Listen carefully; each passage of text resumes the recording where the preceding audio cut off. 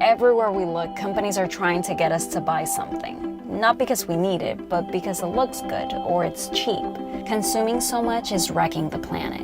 In 2015, we sent 10 million tons of textiles to landfills in the US. That's the equivalent in weight to approximately 5 million cars. All of it in our landfills.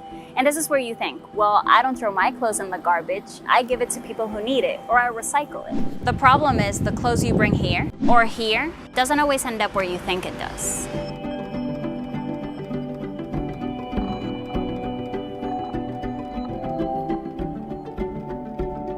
This is a graveyard of unwanted clothes.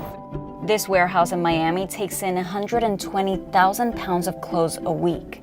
So let's do that car comparison again. That's the weight of 30 cars getting delivered here every week. People buy and they give it away, the clothing. They use it maybe 1, 2, 3 times and they buy new clothing. You know, this is a big difference. This country is a big difference with other countries. Don Juan buys the clothes that Goodwill and Salvation Army receive from donations but can't sell in their stores. He then sells it to countries in Latin America. In those countries, they got like a flea market, and that's where they sell the used clothing.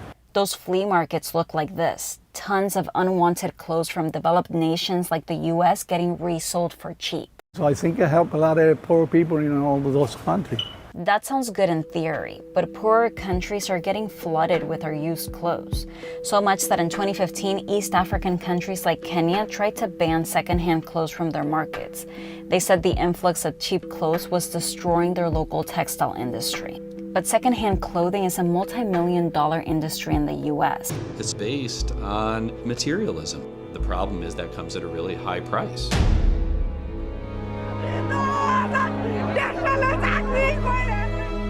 Garment factory collapsed, killing more than 1,000.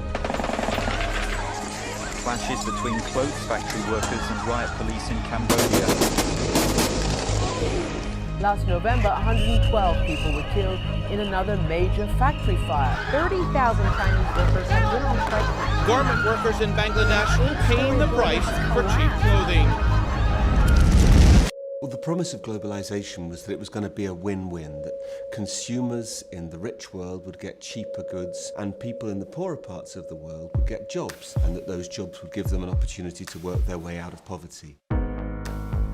This enormous, rapacious industry that is generating so much profit, why is it that it is unable to support millions of its workers properly? The actual business model is completely unsustainable. Unless you change that model, you can't change anything. When everything is concentrated on making profits, what you see is that human rights, the environment, workers' rights get lost. My God, we can do better than this.